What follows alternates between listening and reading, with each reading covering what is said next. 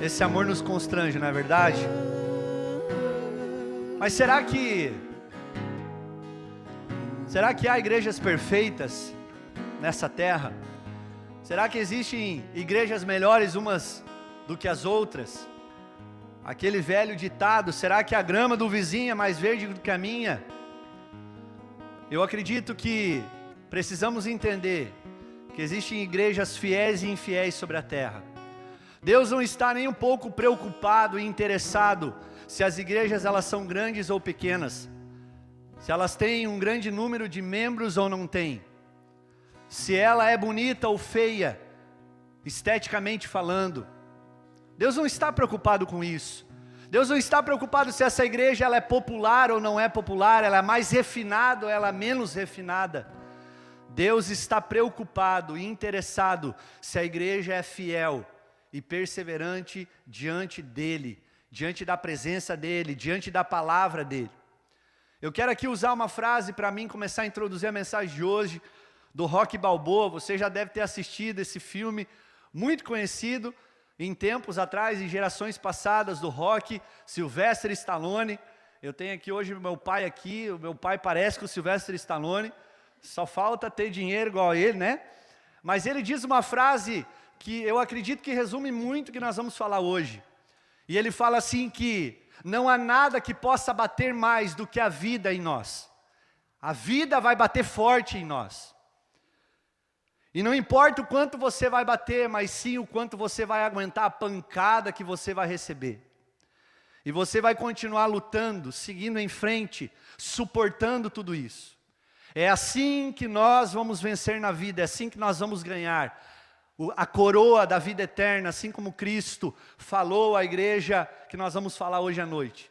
Então hoje eu quero compartilhar com você, em relação a essas duas igrejas, tanto a igreja de Esmirna quanto a igreja de Filadélfia, que fala muito sobre isso, sobre fidelidade. É muito engraçado quando a gente pega a palavra fidelidade e fé. As duas palavras elas originam da mesma, ou seja, elas são irmãs. Elas estão intimamente ligadas uma com a outra. E é impossível eu ter fé, se eu não tenho fidelidade. É impossível ter fidelidade se eu não tenho fé, porque as duas coisas elas se complementam, elas andam juntas.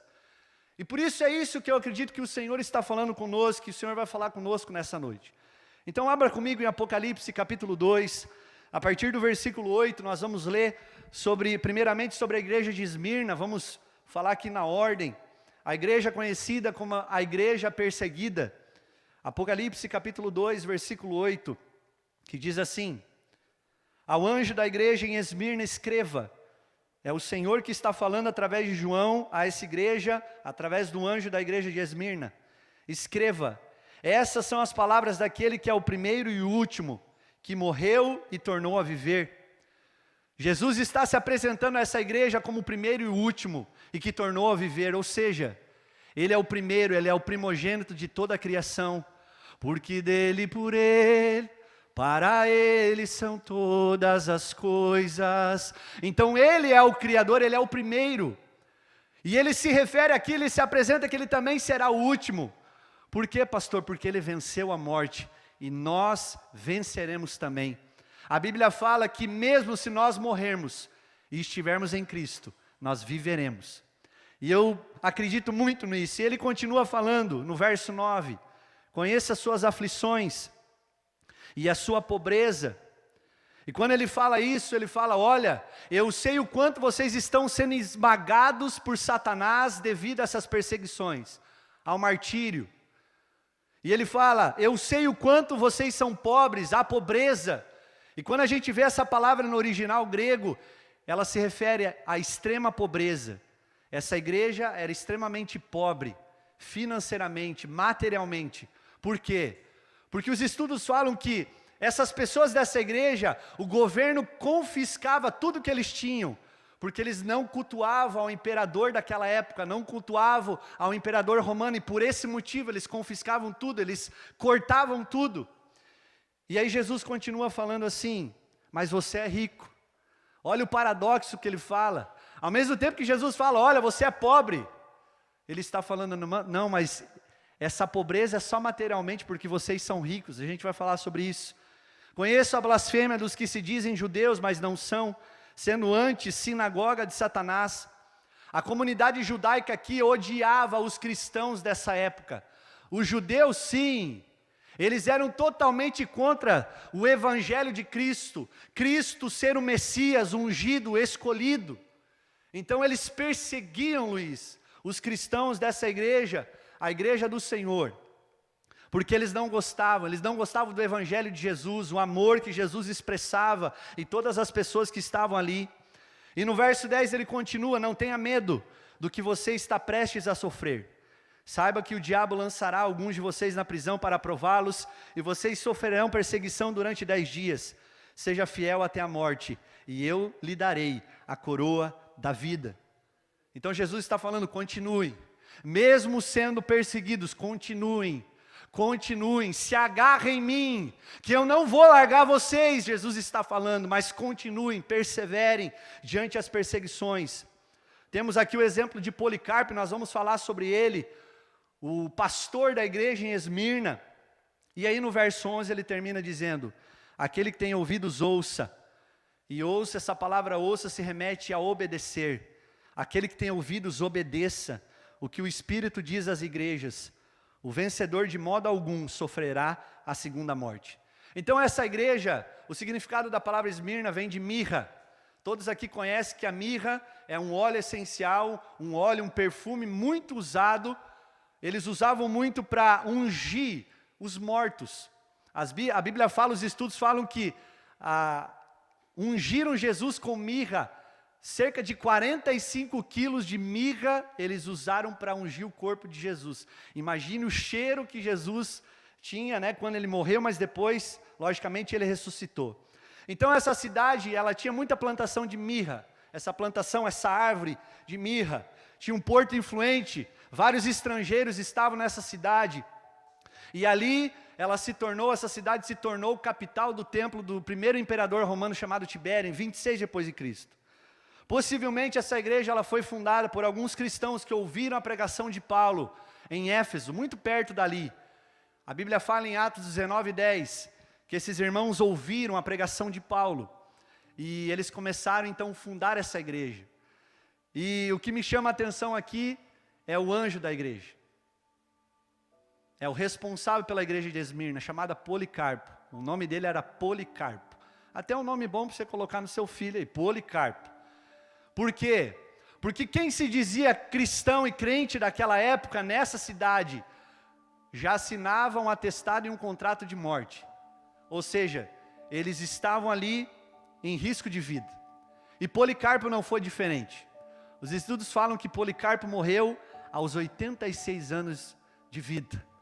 Foi discípulo de João, apóstolo João. Rapaz, eu queria ser discípulo de João.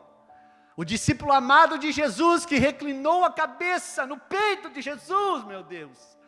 Era discipulador desse homem chamado Policarpo. E no final da vida, aos 86 anos, os estudos falam que ele é interrogado pelo governador romano a negar Jesus. E ele teria que falar que César era o Senhor. E ele fala: não, Jesus é o Senhor, eu não vou negar o meu Jesus. Com 86 anos que eu tenho, nem um dia eu neguei Jesus da minha vida. Ele só me deu coisas boas e agora, com 86 anos, eu vou negar Ele? Não, eu não vou negar. E os estudos falam que esse homem é queimado vivo, é colocado numa estaca, acende um fogo, a cidade inteira falando: morre, morre, morre, seu herético vai morrer. E ele estava ali, sendo queimado. Os estudos falam que ele não gritava, parecia que aquele fogo não consumia, porque eu acredito que ele já estava com o Cristo vivo.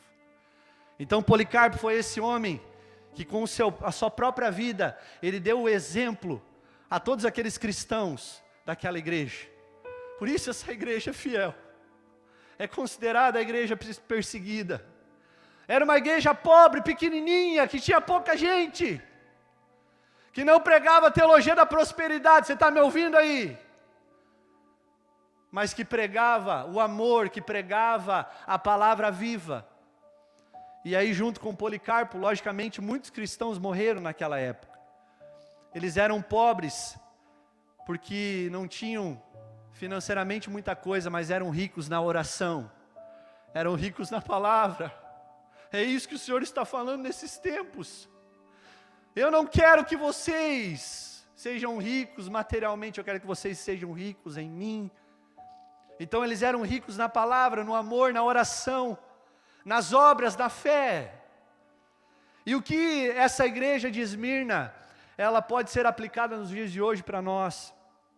Todos nós sabemos, cristãos, que nós vamos ser perseguidos um momento ou outro da nossa vida. O mundo jaz do maligno, o mundo nos odeia, assim como Jesus falou: se o mundo me odiou, eles vão odiar vocês também. Se o mundo me perseguiu, vocês também vão ser perseguidos. Então, para nós cristãos, ser perseguido não é uma coisa fora do normal, fora do comum, mas a perseguição precisa nos mostrar que existe um propósito. Paulo, escrevendo na carta de 2 Timóteo, escrevendo a Timóteo, ele diz assim: de fato, todos aqueles que desejam viver piedosamente, todos aqueles que desejam viver de uma forma íntegra, zelosa, diante do Senhor, serão perseguidos. Então nós vamos ser perseguidos. E pode ser que hoje nós não estejamos ainda sendo perseguidos propriamente pelo anticristo, que vai vir de uma forma intensa muito maior nos dias vindouros. Mas pode ser que você esteja sendo perseguido hoje pela sua família, pelos seus parentes que não te escutam, que não entendem a sua fé. Pode ser que você esteja sendo perseguido lá na sua empresa, para que você negue Jesus, para que você entregue os pontos. Então o sofrimento não é algo que é anormal para nós cristãos. Porque se você quer crescer, meu querido, tome a sua cruz, negue-se a si mesmo e siga Ele. Haverá um caminho para o Calvário, você vai precisar morrer todos os dias. Então o sofrimento faz parte da vida do cristão. O problema é que hoje tem se pregado uma teologia tão bonita aí fora, a teologia do coach, né? Que eles tiram fora o sofrimento. Isso não é evangelho, isso é heresia. O verdadeiro evangelho é aquele que diz para você morrer todos os dias. É aquele que diz que você precisa se apresentar ao Senhor como um sacrifício vivo, porque esse é o culto que Deus aceita. Então nós não saímos do culto, daqui um pouco quando eu orar, na palavra final, na oração final, você continua cultuando ao Senhor com a sua vida. Nós somos hoje sacerdotes do Deus vivo, de chinelo, de all-star, de camisa assim que nem um pastor bonito, com esse topete aqui, que vive, que demonstra a sua espiritualidade em tudo que faz, em tudo que fala, em tudo que vive, em tudo que pratica, de todas as formas que se comporta, sim. E aí Tiago vai falar assim: olha, que a gente salde as provações, e no sofrimento que nós venhamos ter alegria. Então no sofrimento, irmão, não fica triste não, fica alegre, porque Jesus sabe isso, e Ele entende você. E aí Tiago continua falando: pois vocês sabem que a prova da sua fé vai produzir perseverança, e a perseverança vai ter uma ação completa, a fim de que nós sejamos cristãos maduros, íntegros, e que não nos falte nada. Então o sofrimento faz com que nós venhamos crescer e amadurecer em Cristo Jesus. E Jesus quer a sua igreja madura, Jesus quer a sua igreja íntegra, Jesus quer a sua igreja saudável, Jesus quer ter a sua igreja com a ação completa, que nada falte, né, Gê? Então não existe sofrimento sem sentido, tudo há um sentido, tudo. Então o Senhor sempre está nos provando, Luiz, para que a gente molde o nosso caráter, e venha aferir o nosso caráter, na estatura de Cristo Jesus. Então, eu coloquei aqui que a perseguição, ela é muito boa, porque ela expulsa da igreja falsos cristãos, falsos mestres, falsos apóstolos, falsas igrejas. Então, se você não tem pregado o evangelho, e você não tem sido perseguido, aí está um sinal do problema. Então a igreja, ela precisa ser perseguida, sim, porque se ela não for perseguida, alguma coisa está errada. Então, entenda algo aqui, nós não temos que ser aprovados por todos aqui na terra, porque nem Jesus agradou todo mundo e nós não vamos agradar. Mas nós precisamos entender que nós temos que ser aprovados e agradáveis a Ele, e ponto. Então reprove, às vezes você vai ser reprovado sim pelos seus amigos, você vai ser reprovado sim pelos seus irmãos, pelo seu pai, pela sua mãe, pela sua família. Mas entenda que se você for agradável e for aceitável e for aprovado por Ele, está tudo certo. Isso é o mais importante. Então o verdadeiro cristão é esse que estava lá em Esmirna aqui, confessa a sua fé e vive, permanece nessa fé. Mesmo vindo perseguição, eu vou te matar, não, eu continuo falando que Jesus é o Senhor para a minha vida toda. Você pode cortar o meu pescoço fora, mas eu não vou negar esse meu Jesus. Eu não vou fazer como Pedro que negou Jesus, não, eu vou continuar. Mesmo em risco de morte, eu vou continuar. E abre aspas aqui, no ano de 2019, 265 milhões de cristãos em todo o mundo foram perseguidos de forma severa. Ano passado, 4.000 cristãos foram mortos à espada, degolados com um tiro e até mesmo presos e depois sentenciados à morte, porque não negaram a sua fé, continuaram, não negaram. Então eu acredito que isso é para nós esses dias.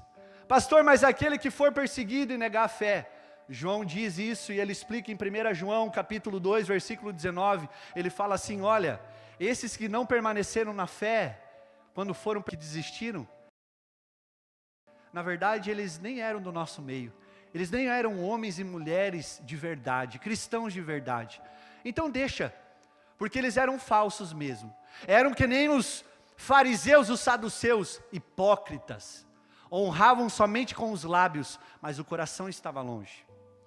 Então quanto mais a gente for exprimido, perseguido, mais Satanás esmagar a igreja, mais o óleo, a mirra do Senhor vai resplandecer em nós, e nós seremos um aroma agradável ao Senhor e automaticamente às pessoas. Aleluia! Então quanto mais a gente é exprimido, mais o óleo, a essência de Jesus é refletido nas pessoas ao nosso redor, amém? A segunda igreja é a igreja de Filadélfia. Eu quero que você abra comigo agora em Apocalipse, um capítulo depois, no capítulo 3, o versículo 7. Essa igreja é conhecida como a igreja fiel. A palavra Filadélfia significa amor fraternal. Era uma igreja que mesmo pequenininha, pobre, que nem Esmirna, amava as pessoas, a ponto de entregar a sua própria vida ao Senhor. É isso que se chama amor, meus irmãos. Amor não é só aquela frasezinha bonita, né, que você vê todo dia, né, eu te amo. Jesus em nenhum momento colocou eu te amo nos evangelhos, meus irmãos. Mas ninguém amou como Ele. Porque o amor é demonstrado, não é só falado, é demonstrado. Apocalipse 3, versículo 7, diz assim: ao anjo da igreja em Filadélfia escreva, essas são as palavras daquele que é santo. Olha Jesus se apresentando a essa igreja, aquele que é santo, aquele que é perfeito e verdadeiro, que tem a chave de Davi, e chave aqui, sabe o que representa? A autoridade. Da mesma forma que no Antigo Testamento, os mordomos do rei tinham a chave do reino, para liberar ou reprovar o acesso das pessoas à presença do rei, Jesus tem a chave de Davi. Jesus é aquele dono da chave que vai permitir o nosso acesso ao reino.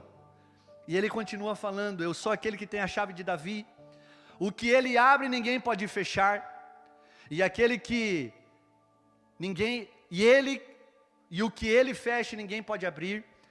Verso 8, conheça as suas obras, eis que coloquei diante de você uma porta aberta que ninguém pode fechar. Jesus está falando, olha, a sua igreja está de porta aberta, porque o meu evangelho está sendo proclamado. Sim, o meu verdadeiro evangelho está sendo proclamado. Sei que você tem pouca força, e nós vamos falar sobre essa pouca força, mas guardou a minha palavra e não negou o meu nome. Vejam o que farei com aqueles que são da sinagoga de Satanás e que se dizem judeus e não são, mas são mentirosos. Farei que eles se prostrem aos seus pés e reconheço que eu amei você. Da mesma forma que existiam judeus que odiavam os cristãos, aqui nessa cidade existiu a mesma comunidade judaica que não gostava desses cristãos. E aí Jesus ele fala, olha, eu farei com que vocês, ou melhor, com que esses judeus se prostrem e permaneçam humilhados aos seus pés. O que Jesus está falando? A promessa da sua volta, quando os inimigos de Deus ficarão de joelho diante daquele que é o Senhor, diante daquele que é santo, diante daquele que é verdadeiro. Todo joelho vai se dobrar, toda a língua vai confessar, inimigos do Senhor serão agora e receberão juízo, para que sejam humilhados, e nós exaltados logicamente. Verso 10, visto que você guardou a minha palavra de exortação à perseverança, eu também guardarei da hora da provação que está para vir sobre todo o mundo, para pôr a prova os que habitam na terra. Verso 11, venho em breve, retenha o que você tem, para que ninguém tome a sua coroa, perseverem. Verso 12, farei do vencedor uma coluna do santuário do meu Deus, e as colunas aqui representam estabilidade, representam aqui permanência, ou seja, nós viveremos eternamente na presença de Deus, aleluia.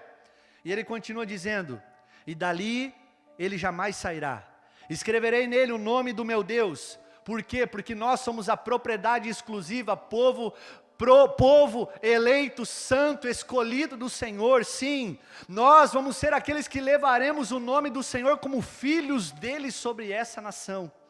E ele continua dizendo, e o nome da cidade do meu Deus, a Nova Jerusalém.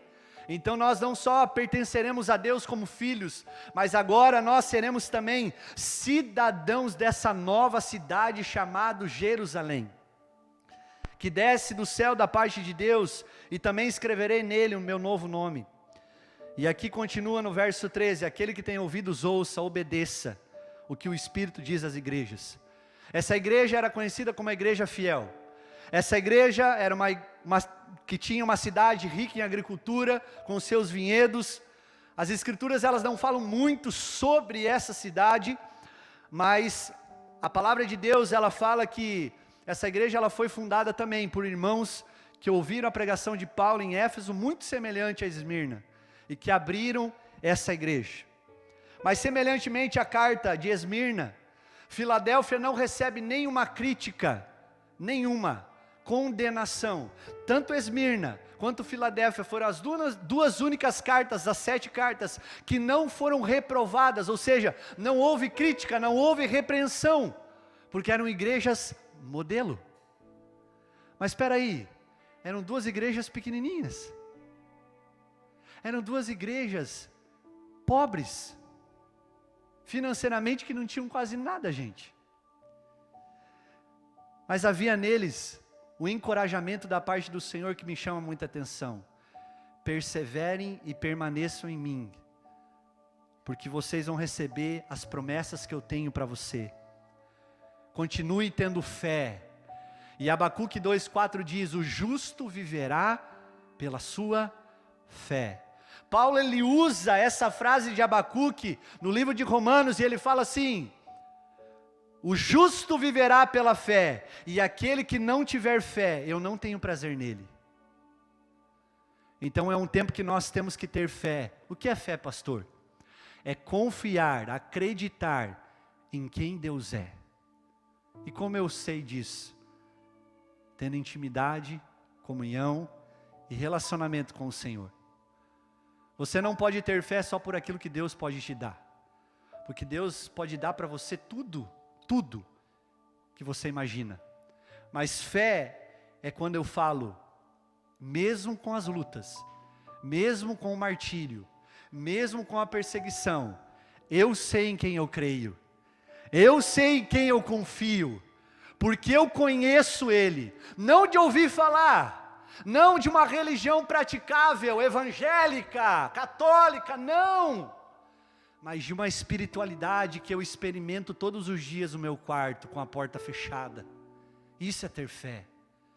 E aqui eu volto a falar, não podemos só ter fé, precisamos ter fé, fidelidade, permanência nele. Então o texto aqui deixa claro, Luiz, 4 qualidades, muito rápido eu quero passar aqui, de uma igreja fiel. E no verso 8 ele diz assim, essa é a primeira qualidade de uma igreja fiel. Ele diz que essa igreja tinha pouca força, mas porque essa igreja tinha algum problema? Não, é porque essa igreja era formada por poucas pessoas, por isso que ela era fraca, numericamente falando. Mas o seu poder, ele não estava limitado por causa da maturidade que eles não tinham. Não, eles tinham maturidade espiritual. Mas é engraçado, Gé, porque Paulo fala que quanto mais eu sou fraco, mais eu sou forte. A equação do reino não bate com a religião, não bate com aquilo que se prega aí no mundo. A concepção e o conceito de força aí no mundo é: eu sou forte porque eu levanto mais peso lá no supino reto, né? Eu sou forte porque eu aguento um monte de pancada. Eu sou forte isso e aquilo, porque eu isso... Não, Paulo ele fala aqui, que ele se alegrava na sua fraqueza. Gente, ele se alegrava, ele ficava feliz, porque ele sabia que quanto mais ele era fraco, mais a graça de Deus fortalecia ele, aleluia. Ou seja, menos dependente ele ficava de si próprio, e mais dependente ele ficava de Deus, porque a graça agora fortalecia ele. Então essa igreja era assim, eles dependiam totalmente de Jesus, porque eles não tinham nada a perder, nada, porque eles sabiam aquilo que eles teriam depois da morte, ou seja, a morte para eles era só uma passagem. Nós seres humanos não fomos criados para a morte, por isso que quando morre alguém nós ficamos tristes. A morte é só uma passagem, porque quando eu morro, depois eu vou estar com Ele, eu vou estar vivo. E por que eu sei isso? Porque Jesus está vivo. Porque Jesus é o Cordeiro de Deus que está sentado à destra do Pai, Ele está vivo, o Cordeiro está vivo, aleluia. Você aí na sua casa, fala para quem está do seu lado, como eu queria fazer isso, pode vir aí para quem está do seu lado, fala isso. Fala, Jesus está vivo. E se eu estou nele, mesmo eu morrendo, eu viverei. Aleluia. Então Paulo ele fala, sabe, da força de uma forma diferente, porque quando eu sou fraco eu sou forte. Essa é a primeira qualidade de uma igreja fiel. O segundo, ele fala ainda no verso 8 do capítulo 3, mas guardou a minha palavra. Então, sabe qual é uma outra qualidade da igreja fiel? Uma igreja que obedece a palavra. E obedecer não é só ouvir, é praticar. Não adianta nada você ficar falando que nem um papagaio aí no YouTube, se você não demonstra com a sua vida quem você é, cara. Então hoje está muito fácil, né? Hoje é só ligar o Instagram ao vivo e falar um monte de asneira. Mas a questão é, a obediência, ela precisa ser praticável. E aí João, ele vai descrever através de Jesus, no capítulo 14, no verso 21, algo muito importante. Ele fala assim: quem tem os meus mandamentos e me obedece, é aquele que me ama. Porque aquele que não obedece os meus mandamentos, ele é mentiroso, ele não me ama. Aquele que me ama, é aquele que guarda as minhas palavras e as pratica. E aí no mesmo contexto, em João 15, 10, ele fala: se vocês obedecem os meus mandamentos, vocês permanecem no meu amor. Quem é o amor? Amor não é um sentimento. Amor é o fruto do Espírito. O amor é uma pessoa. É Jesus. Você já parou para pensar? O Deus encarnado, o Deus em forma de criatura e homem, habitando entre nós, cheio de graça e verdade. O próprio amor caminhando no meio de nós, caminhando no meio daquele povo. É por isso que as pessoas agarravam Jesus e não queriam largar, porque Ele amava. E o amor, ele disciplina, ele exorta, ele fala a verdade. Amém? Então essa é mais uma qualidade. A terceira qualidade, de 4, vai falar ainda no verso 8, a lealdade dessa igreja de Filadélfia. E a lealdade, ela é provada quando alguém te pressiona a fazer coisa errada. E era isso que eles estavam passando aqui. Eles estavam sendo pressionados pelos judeus, pelo povo da cidade, pelo imperador romano, por aqueles que governavam a cidade. Nega Jesus, fala que César é o Senhor. Eles falavam, não, porque eu já fui comprado. Então eles demonstraram lealdade. Se nós queremos ser uma igreja, tanto em comunidade como individualmente falando, precisamos ter lealdade. Lealdade ao Senhor. E o último e quarta qualidade de uma igreja fiel está no verso 10 em Apocalipse 3, que fala sobre a resistência. Ele fala assim, Jesus falando, vocês guardaram a minha palavra de exortação, a perseverança. Sabe, eu oro todos os dias para que o Senhor me dê um espírito de resistência e perseverança. Porque eu entendo você. Tem muitos dias que nós não acordamos bem. Tem muitos dias que você acorda e você não quer orar. Tem muitos dias que você acorda e você não quer trabalhar, você não quer ver ninguém. Você queria ficar no seu quarto trancado. E sempre eu oro e eu falo, Deus, me dá o teu espírito de resistência e perseverança, da mesma forma que o Senhor Jesus andou sobre a terra. Me dá isso, porque Jesus conviveu com todo tipo de gente. Gente que não acreditava nele, gente que falava que ele era um demônio, que ele trabalhava para Satanás. Gente que falava que ele não era o Messias, que ele não era o resgatador, o ungido, que iria restaurar Israel e toda a humanidade. Eles não acreditavam em Jesus como Messias, como Cristo vivo. Mas Jesus continuou a sua missão e foi até o final na cruz do Calvário. Então que nós como igreja, nós não venhamos recuar diante daquilo que nós estamos passando nesses dias. Mesmo a igreja fechada, que nós venhamos continuar sendo igreja, dentro da nossa casa, dentro do nosso trabalho, dentro da onde você estiver.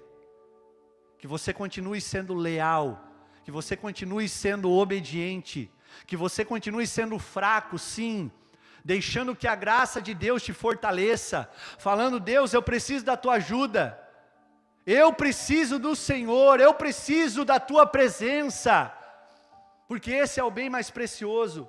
Então resistência para nós esses dias. Isso não é só para a igreja de Filadélfia, é para todos nós, que o Senhor nos dê resistência, para que a gente permaneça no lugar certo.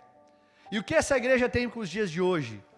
Da mesma forma que o Espírito Santo ungiu e capacitou todos esses cristãos a permanecerem fiéis até o fim, nós também temos a presença do Espírito Santo sobre nós, e precisamos todos os dias colocar lenha no nosso coração. O que eu estou falando? Oração, palavra dentro de nós, para que nós não venhamos a apagar e virar cinza.